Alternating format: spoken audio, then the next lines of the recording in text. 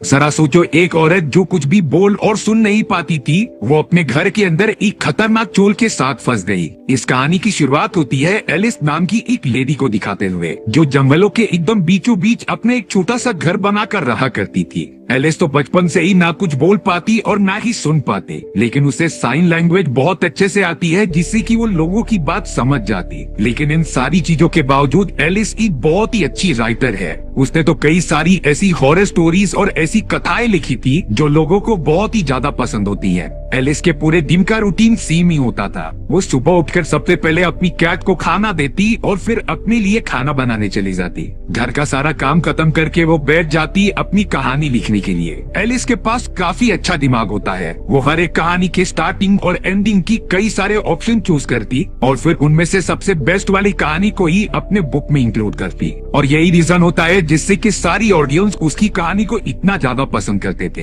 अब कई दिनों बाद एलिस के यहाँ पर सारा नाम की उसकी एक फ्रेंड मिलने आती है। सारा तो इशारों में एलिस से कुछ बातें करने लगी थी, जिससे कि एलिस काफी अच्छे से समझ रही होती है। और थोड़ी देर में बातें करते हुए उसे घर के अंदर फायर अलार्म सुनाई देता है, जिसे कि सारा एलिस को बताती है। एलिस ने तो ओवन में कुछ रखा था जो जल चुका होता है। एलिस तुरंत ही फायर अलार्म को जाकर बंद कर देती है। खाना जल जाने के कारण सारा ने एलिस को उसके घर पर डिनर के लिए इनवाइट किया, लेकिन एलिस कह रही थी कि मुझे बहुत इंपॉर्टेंट काम है और मुझे कहानी भी खत्म करनी है, इसीलिए मैं कुछ नॉर्मल स्नैक्स बनाकर उसे खा के सो जाऊंगी। एलिस अब सारा काम खत्म करके लैपटॉप लेके बैठ जाती है कहानी खत्म करने के लिए। उसने रिसेंटली एक हॉरर स्टोरी लिखी थी, लेकिन उसकी कहानी की एंडिंग अभी भी अधूरी होती है। एलिस के पास 7 से 8 एंडिंग मौजूद थी, लेकिन वो डिसाइड नहीं कर पा रही थी कि उनमें से चूज कौन सा किया जाए। वो तो लगातार इन्हीं सारी चीजों में लग जाती है। और तभी अचानक सारा किसी से डरते हुए लगातार चिल्ला रही थी। वो तो दरवाजे पर लगातार ठोकते जाती है, लेकिन इसका कुछ फायदा नहीं होने वाला,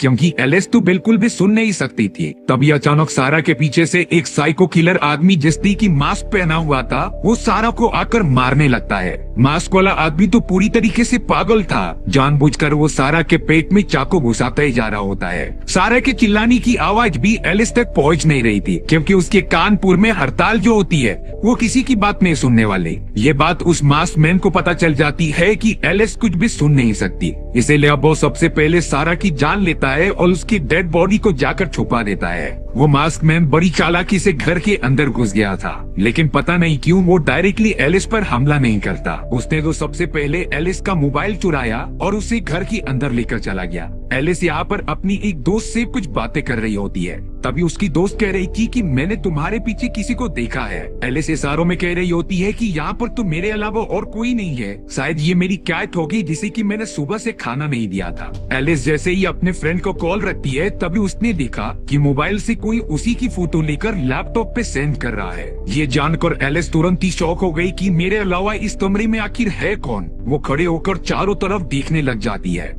एलिस सच में यहाँ पर बहुत ही ज्यादा डर गई थी। अब यहाँ एलिस ने जैसे ही दरवाजे को खुला देखा, तब वो उसके पास जाती है और सामने वही साइको किलर मास्क मैन खड़ा हुआ था, जिसके हाथ में एलिस का मोबाइल होता है। एलिस ने तुरंत ही उससे डरकर दरवाजा बंद किया और पुलिस वालों को कॉल करने चली गई। लेकिन दुख की बात यह होती है कि उस मास्क मैन वाले साइको किलर ने सारी वायर्स काट दी होती है, जिससे कि इलेक्ट्रिसिटी कट जाने की वजह से एलिस अब किसी को भी कॉल नहीं कर सकती थी। एलिस एकदम घबराहट में घर के सारी खिड़की और दरवाजे बंद करने लग जाती है, जिससे कि वो मास्कमैन वाला आदमी वापस घर के अंदर न आ सके। यहाँ पर उस साइको किलर ने डिसाइड किया था कि वो एलिस को इतनी जल्दी मारेगा नहीं, बल्कि वो उसे थोड़ा तड़पाएगा।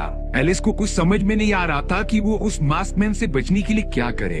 अब उस मास्कमैन को पता था कि एलिस कुछ ना बोल सकती है और ना ही कुछ सुन सकती है, इसीलिए वो उसके सामने आकर अपना मास्क हटा देता है, जो सच में एक साइको आदमी होता है। वो तो एलिस की तरफ एकदम गंदी नजर से देख रहा था। एलिस के सारे खिड़की और दरवाजे बंद करने के बावजूद भी अब खिड़की के ऊपर कुल ठोक रहा होता है। एलिस जब जाकर देखती है तो वहाँ पर तो सारा मौजूद थी, जिसकी पूरी बॉडी पर खून लगा होता है। बाद में पता चला कि ये तो सारा की डेड बॉडी है, जिसे कि वो साइको किलर पकड़कर उसके हाथ से मार रहा है। एलिस ये जानकर बहुत ही ज्यादा दुखी हो रही थी कि उसकी फ्रेंड अब मारी जा चुकी है, पर अब उसे किसी भी हालत में इस साइको किलर को मजा चखाना ही था। एलिस यहाँ पर जानती थी कि सारा के राइट वाले पॉकेट में उसका मोबाइल होता है, इसीलिए वो सबसे पहले अपने कार को ऑन करती है, जिससे कि वो साइको किलर का ध्यान भटके और और वो वहाँ पर चले जाए। ऐसा होते ही एलिस खिड़की खोलकर सारा के डेड बॉडी में से मोबाइल निकालने लगी थी, लेकिन मोबाइल तो वहाँ होता ही नहीं। साइको किलर भी आ जाता है एलिस को पकड़ने के लिए, लेकिन एलिस ने उसके हाथ को खिड़की में फंसा दिया था और फिर एक कुल्हाड़ी लेकर उसके हाथ पे वार कर दिया, जिससे कि साइको किलर को बहुत ज्यादा चोट लगती है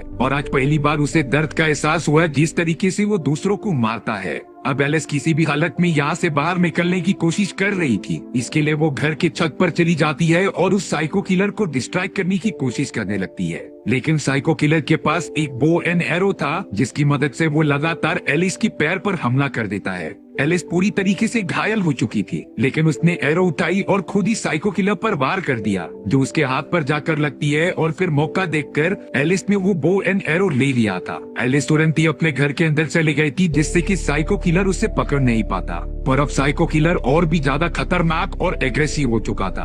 अब थोड़ी देर के अंदर ही अंदर वहाँ पर जॉन आ जाता है, जो सारा का हस्बैंड था। वो सारा को ढूंढने आया होता है क्योंकि सारा कई घंटों से घर पर नहीं आई, पर तभी जॉन के सामने वही साइको किलर होता है जिसने कि सारा का कत्ल किया था। पर ये बात अभी जॉन को पता नहीं थी। वो साइको किलर तो जॉन को बताता है कि मुझ पर किसी ने हमला किया, इसीलिए मैं उसे मारने की कोशिश कर रहा हूँ। और तभी साइको किलर के जेब से सारा का एक अंगूठी नीचे गिरती है, जिससे कि जॉन समझ गया था कि जरूर इसी ने सारा को कुछ किया होगा। जॉन और वो साइको किलर एक दूसरे में काफी ज्यादा झगड़ा करने लगते हैं। जॉन ताकतवर था, इसीलिए वो शुरुआत में उस किलर को मारता है, लेकिन फिर उस किलर ने अपने हथियार की मदद से जॉन का गला ही काट दिया था, जिससे कि जॉन काफी ज्यादा घायल हो जाता है। जॉन ने यहाँ पर एलिस को घर में दिखा और वो उसे इशारों में भागने के लिए कहता है। भले ही एलिस के पैर में चोट लगी थी, पर वो तुरंत ही वहाँ से भागने लग गई होती है। तभी अचानक एलिस को पीछे से साइको किलर ने तीर मार दिया, जिससे कि वो वहीं पर गिर गई। साइको किलर सबसे पहले जॉन को खत्म करता है और फिर एलिस के पास आकर उसके सर पे लगातार वार करने लगता है और यहीं पर एलिस भी खत्म हो चुकी थी। ये सारी चीजें बिल्कुल भी रियलिटी होती ही नहीं।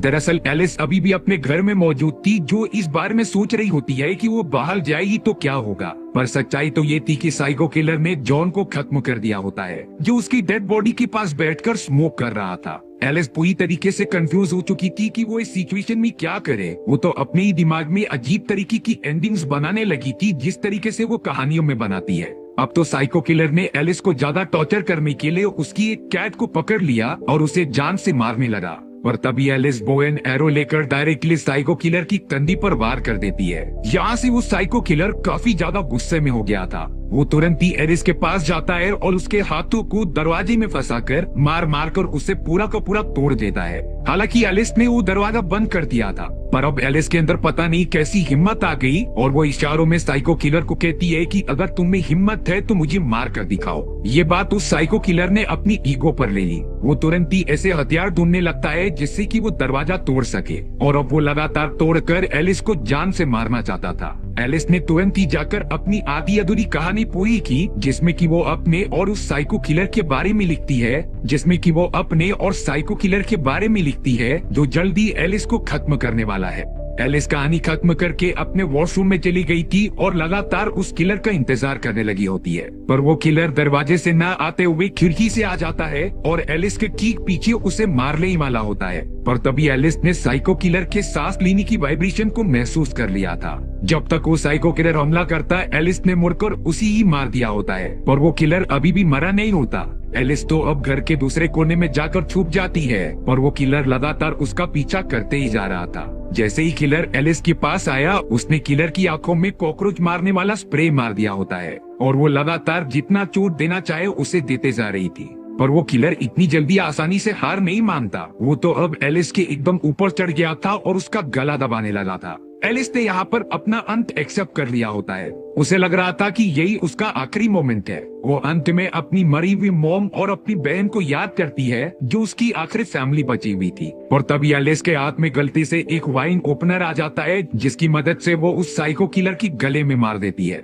अगले ही मोमेंट पे वो साइको किलर तड़पता हुआ वहीं पर मर गया था। आखिरकार एलिस की जान बच ही गई थी। उसने 911 पर कॉल कर दिया था, जिससे कि थोड़ी देर में पुलिस वहाँ भी पहुँच गई थी। और अब एलिस अपनी कैट के साथ घर से बाहर निकल के इस पूरी मोमेंट को रियलाइज करती है। इस बेसिस पर उसने एक नई कहानी लिखने का डिसाइड किया। इसी तरीके से हमारी ये स्टोरी यहीं खत्म हो जाती है। अगर आप डॉक्टर मूवी टेलर पर नए हो तो सब्सक्राइब करना मत भूलना, क्योंकि मैं इसी तरीके की मजेदार कहानी लेके आता रहता हूँ।